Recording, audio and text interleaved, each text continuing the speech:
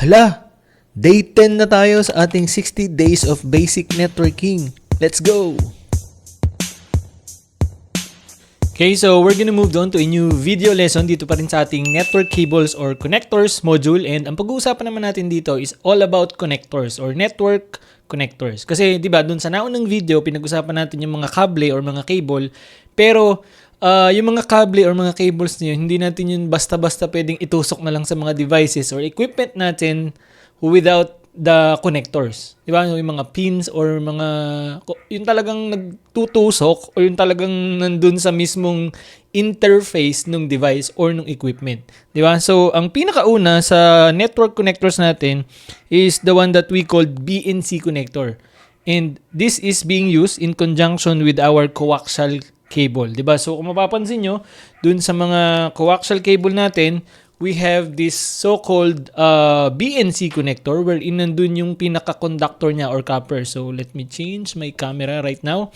So, ayan, di ba? So, this is an example of a BNC connector. So, makikita mo dyan, yung may thread pa siya and then nandun sa loob yung connector niya and then of course, dun sa other side is what we called F connector. Like you can see here, that means it's a female connector. That means, of course, this one is a male kung saan siya yung itutusok mo doon sa female. Doon sa female, siya naman yung wala siyang yung pinakaunahan niya, wala siyang conductor. Pero it goes through, for example, doon sa TV, di ba? Itutusok ko to doon sa TV, di ba? Yung TV has an F connector of BNC. Does that make sense?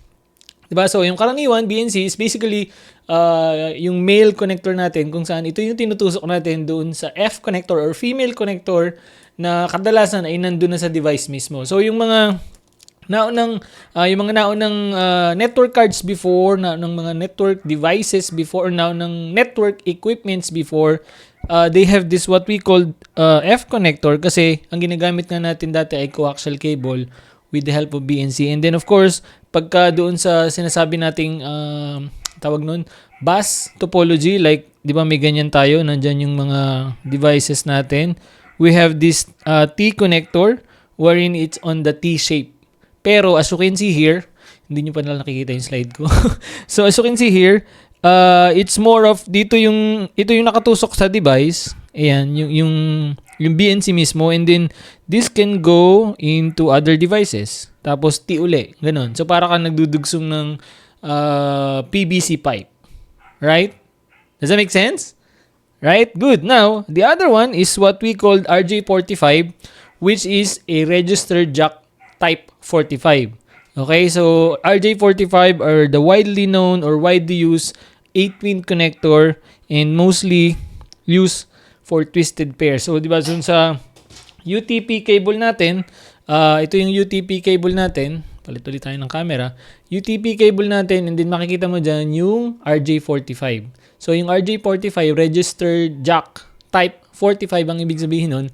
And, meron siyang 8-pin connector. Pero, in reality, lalo na sa Ethernet, 4 pins lang yung ginagamit natin in communication. Yung 1, 2, 3, and 6 lang talaga. Okay? So, di ba nabanggit natin or napag-usapan natin yun dun sa straight through and crossover kasi nandun lang yung receive and transmit. 1, 2, 3, 6. Right? Pero yung itsura niya, yung laki niya, ayan, ganun siya. Okay? So, mostly, this is being used for LAN cards sa mga desktops and laptops natin. And then dun sa mga switches natin, like this one, dito sila pumapasok. So, di ba, we have this switch. So, mga RJ45 yung connector na yan, swak sila doon sa port na yun. Kasi yung standard niya is RJ45. Okay? So, we're good with RJ45.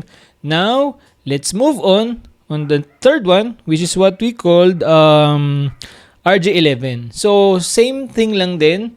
Yung RJ11 with RJ45, yun nga lang, mas maliit to. Okay, mas maliit to. Although yung itsura, I mean yung pagka-connector niya ika nga. Pero yung function niya is mostly kadalasan meron siyang 6-pin connector pero ang ginagamit lang niya is 2 or 4 or 2 to 4 conductors. So, kung familiar kayo dun sa mga telephone lines, okay? This is basically what we use doon sa mga modem, doon sa mga telephone lines natin, 'di ba, doon sa ilalim ng telephones, doon natin sila nakikita. Actually, hinahanap ko yung RJ11 ko pero hindi ko makita. Pero I'm sure familiar naman na kayo dahil common naman na yung RJ11. So itong tatlong ito ang karaniwang ginagamit for copper. Okay? So let's move on with the fiber optics network connectors. So meron tayong 4 common ones pero in reality, lalo na dun sa ibang types ng connection, lalo na pagka, for example, hindi naman networking, marami pang types ng fiber optic network connectors. Pero in terms of networking, this is what we mostly use. So yung first one is what we call ST or straight tip or standard tip, which is, as you can see here, it uses a half-twist bayonet type of lock. Ibig sabihin dito, ito, parang bayonet siya. Meron din siyang roscas or meron din siyang thread. Okay, so parang BNC din. Parang BNC din. Where's my coaxial? Okay? So parang BNC din na niro-roscas natin siya. Pero of course, fiber yung pinaka-cable niya, 'di ba? So kung makikita mo dun sa BNC natin, meron siyang roscas yan eh. Ibig sabihin may thread yun para kumabit doon sa pagkakabitan natin doon sa F-type ng kapag coaxial. Now kapag ST fiber connector or straight tip fiber connector, ganun din. Meron din siyang thread na ganun para mag-lock doon sa kanyang pagkakabitan. Okay, so we're good with that. The next one is what we called, yan. As you can see here, it's also referred as bayonet. Okay, and then the next one is what we called SC. Sometimes it's called standard connector or subscriber connect or connector, SC. That means, as you can see here, it uses a push-pull connector. Ibig sabihin, tutulak mo muna siya para mag-lock doon sa mismong port ng pagtutusukan mo ng fiber. So, kung makikita nyo dito sa picture, di ba, meron tayong square na parang outer or parang pinaka-shape niya kung saan kasukat yon kung saan natin i-connect yung ating fiber optic. Okay? So sometimes it's called square connector din dahil nga yun yung parang madaling tandaan sa kanya kasi square yung kanyang pinaka-tip. Oh, hindi naman tip pero yung housing niya. Okay, yung housing. Right? So the next one is what we called LC or lucent connector, which is the most common use in Ethernet dun sa mga uplinks. And as you can see here, it looks like a tiny RJ45 kasi meron din siyang latch na naglalak doon sa mismong port kung saan natin i-connect yung ating LC cable or LC fiber optic cable. So as you can see here, itong aking fiber optic cable dito is LC-LC. Ibig sabihin, LC yung receive, LC yung transmit.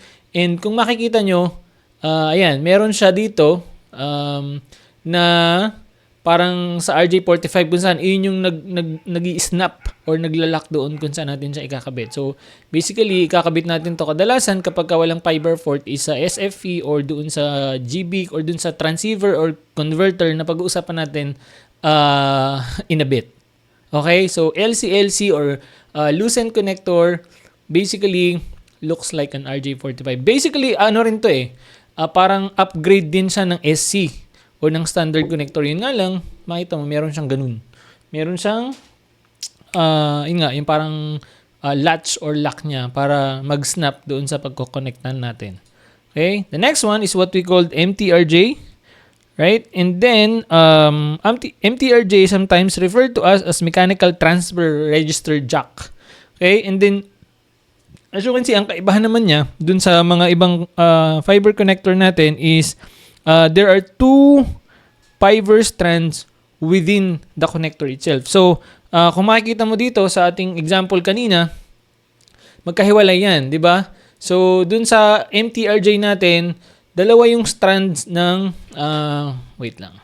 dalawa yung strands ng cable niya pero nasa isang connector lang sila. Kasi itong LC na cable ko, nakahiwalay sila, dalawa. 'Di ba? Yung receive at saka transmit. Now, kapag ka MTRJ, makikita natin dalawa magkasama sila. Tapos yung tip nila or yung connector nila mismo is isa lang. So that's what we called MTRJ. There are two strands of fiber. Does that make sense? Right? Now, this is commonly used in or this is also or commonly referred also as media termination recommended jack. Kasi when you look at some references, nakalagay, pwede siyang mechanical transfer register jack or media termination recommended jack. So, depende na lang siguro doon sa source, pero they are the same thing. Okay? So, malinaw tayo dito? Good. Now, before we moved on, kapag pinag-usapan natin or kapag ang topic natin is all about fiber optic connector, meron din tayong tinatawag na APC at saka UPC. Kung saan is it indicates the polishness natin na tinatawag or the kung paano kumbaga pinutol or nagdudugtong or nagko-connect yung connector natin doon sa mismong interface or doon sa mismong equipment or device natin. Diba? So, we have what we called ultra physical contact or UPC kung saan flat lang yung dalawang end nung pinagko-connectan natin. Let's say, for example, itong sabihin na natin itong LC ko ay isang UPC type. So, yung pag dinikit ko siya doon sa, or yung pagkakakat niya, pagkaka-splice niya, diretso lang, flat. Now, yung other end, kung saan ko siya i-connect, will be also flat. So, that's what we called ultra physical contact. Wait lang. Oops. Okay? And then, yun nga. So, ang kaibahan niya is, it doesn't have an angle actually. 0 degree angle. Kasi nga, straight yung pagkaka-splice sa kanya. Kung paano sila naglalapat on the other end. Okay? Now, the other one is, sometimes pala, tinatawag din siya na ultra polish connector. Kasi nga, yung pagkaka-polish sa kanya, straight lang. Okay? So, the other one is what we called APC or angled physical contact, wherein as you can see here, di ba ito straight lang? So kung makikita nyo, yung dulo niya, kung paano in-splice yung fiber, straight. So pag naglapat sila, diretso lang. Di ba? Now ito, meron siyang konting angle, pareho. Oops. So makikita mo, medyo may angle yan pa ganyan, which is basically 8 degree angle kapag ka APC. So meron konting slight na pahiga yung pagkaka-splice doon sa fiber mismo. So, that's what we called APC or angled physical contact. And then sometimes, it's called angle polish connectors in conjunction. So, depende nga sa sources, depende sa topic. So, pwedeng yung UPC referred to as ultra polish connector or ultra physical contact, wherein si APC sometimes referred to as angled polish connectors or angled physical contact. Okay? So, malinaw tayo dito? Right? So make sure you remember these terms and terminologies kasi si CompTIA is more on technologies and concepts and terminologies. Okay? So dapat alam mo yung meaning, alam mo yung pagkakaiba in their functions or their characteristics. Okay? So in the next video, we're gonna talk about naman yung media converters and transceivers na ginagamit din natin in conjunction with this connector. Kasi minsan, for example, yung device mo, walang fiber port.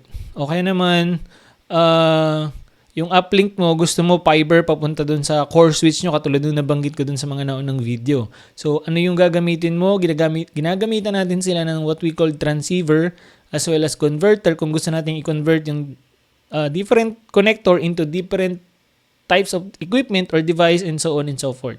So, yun yung pag-uusapan natin in the next lesson. So, for now, absorb and let this lesson sink in. I'll see you on the next one.